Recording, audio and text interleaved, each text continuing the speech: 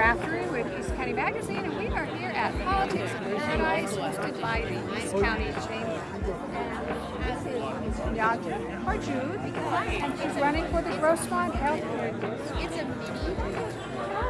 What are the most important issues for you in this race? I care a lot about making sure that the Sharp Grossmont Hospital in East County, which is the People's Hospital, it's a community-owned hospital, is modernized, ready for the future, and is preserved for future generations. I am a mom of a 10-month-old son, and I care about the future of East County having a reliable, beautiful hospital with world-class services. I also want to reduce the emergency room wait times at the Sharp Grossmont Hospital. I've heard a lot from constituents, potential constituents about that issue, and I also want to address the fentanyl crisis in East County. So it's one of the areas that's hit hardest by that crisis. I think there's a lot we can do to address it.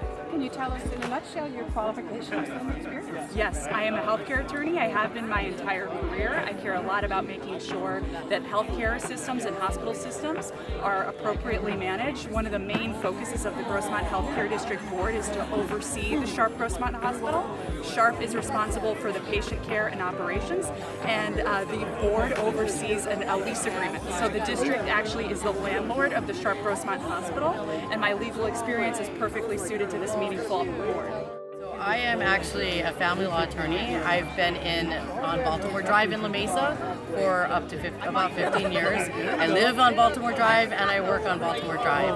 I've also been a member of the La Mesa Park and Recreation Foundation Board of Directors, as well as the Commission for Community Services. As an attorney, I've helped families deal with things that really are hard to deal with and worked with them on their budgets and their everyday lives. The number one issue in La Mesa to me is actually its identity crisis. I'm saying that because it's a little different. What it is La Mesa is turning over. And what people don't get is that La Mesa is becoming young again and reverse aging. And by that I mean, we have, for instance, on Lake Murray and on Baltimore Drive, Aquatots chose to open up there. And that's a big company, and the only reason they... Right, where Outback was, correct? And they wouldn't open there if they didn't do their research, and they know that the demographics are skewing younger now. And so what we need to do is start figuring out how to make sure our community services are tailored to our families, and make sure that we're addressing things that they'd be interested in, expanding our library services, expanding our library, which I hear is in the mood, in the works. Yeah, that's been a point of contention for many years. Oh, yes, I know. We need to make it cool.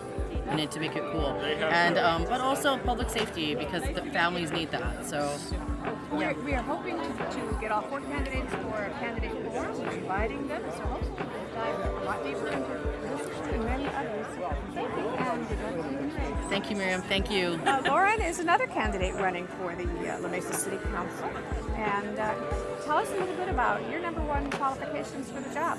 Thank you. So I'm a lifelong La Mesan and a homeowner in La Mesa, and I'm really, really passionate about serving our community. So I sit on the Community Police Oversight Board. I also represent the City of La Mesa on the Community Advisory Committee for San Diego Community Power, our community choice for clean energy. And I work for the San Diego Regional Chamber of Commerce. So I'm really, really passionate about supporting our small business and our local entrepreneurs. And so that's something that I really am going to prioritize in this race for La Mesa City Council. I want to make sure that we have a clean and safe community. And so I'm really excited to be running. The number one issue is pretty universally thought of as the roll. I think the board is a very significant. It's a significant problem. We've read up to 20 million people into the country. We don't know who they are. We don't know why they're here, and they're starting to see the evidence of a lot of problems happening throughout the country. Increasing crime, increasing just lack security. I think that's one of the bigger issues. But maybe the biggest issue is the economy. I mean, whether you're a Democrat or Republican, you've got to admit that it's expensive to go to the grocery store now. Maybe twice as much as it used to be. I think we have to have reasonable energy policy. I understand the concept of wanting to be aggressive about having a clean environment and aggressive about this concept of perhaps climate change. But we're doing it unilaterally. No other countries are really doing it with us, and we're destroying our economy as a result. You know, for example, we at one time, 10 years ago, had decided that natural gas was the right way to go. And so we changed all our buses to natural gas. Everybody said natural gas is the clean energy of the future. In terms of knocking down say coal or oil or something. Yeah, sure. But you know, it's 99% pure. If you really wanted to help with global warming, you would import natural gas to countries like Indonesia, where they're burning wood and dung, and people living on $1 a day. If they had natural gas, they would have more time to spend with their families, more time to work, much cleaner environment, and we could sell our natural gas all around the world, wipe out our national debt, and see prices go down. Monique Silver is running for the Santee School Board. Monique? Yes, I am, and I'm so excited about it. I'm a longtime resident of Santee. I have over 20 years of credentialed teaching experience in general and special education. I have children that have gone through the Santee School District, and my granddaughter just started TK, so it's so close to my heart. And I feel like being on the school board is an extension of what I've done in the classroom. So I'm very... Where have you taught? In San Diego, I've taught at Ross Elementary and CPMA, Creative Performing Media Arts School. And before that, I taught in Fresno. Yes. What do you think is the most important issue facing this school district? Well, you know, we have several issues. I'm very passionate about trying to fill the learning gap from COVID.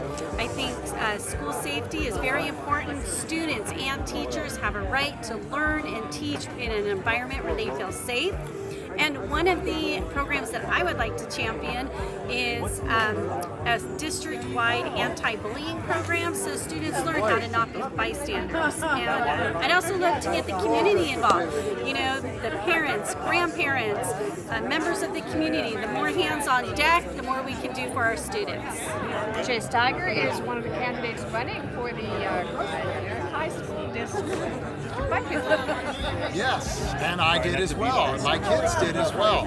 Yeah, I'm a teacher and a parent, and I'm running to make sure that we have a very strong academic program for our kids that includes options for both college and career tech, that we are always good stewards of the taxpayers' money and act with transparency, accountability, and build trust to make sure that the principles of good governance are adhered to. I also am very strong that all students and all staff should be respected and included at all times to make sure that everybody feels safe and welcomed at our school sites, because that promotes great learning. I know you're endorsed by the teachers. Yes. Congrats on that. What would you say are the biggest differences between you and your opponent in this race? I'm kind of sticking at this point to what I'm campaigning on rather than like picking at differences. I will say that one major difference is I am the only candidate who is endorsed by the teachers and by the school staff as well. So I picked up that endorsement recently. But as far as otherwise, it's the platform and making sure that we're running a strong program for our kids, that we're transparent, accountable, rebuild the trust that's been lost between the staff and the school district, and make sure that our wonderful children can launch into becoming wonderful adults. There you go. I know you talked about the layoffs, the massive layoffs of this district, and you're limiting the Department of School Safety. Despite that we've had two school shootings, it's at the top of mind for everybody with the parole hearing for the Santee shooter. Yes. So can you tell us a little bit about your views on that and what you would do differently? So the layoffs really were not necessary. By the findings of the school's own finance department, they could have burned reserves to make sure that everything was covered, and they didn't have to remove any teachers at this point. So they removed the director of the school safety, which was very strange in this time because we need to make sure that our students are fully protected and our staff is fully protected. And we have some schools that have strong front-end safety, but we also have some schools that have a lot of openings. And that's not to say they're not doing things to make sure that everybody's protected, but we can always do more, and we need to make sure we have somebody that can do that well. The other thing that's being felt is that they have a lot of layoffs within special education and teacher support, and that is very much being felt in the classroom right now. So we need to reverse that. We need to get our staffing back up and fully support our teachers and kids in the classroom and keep everybody safe.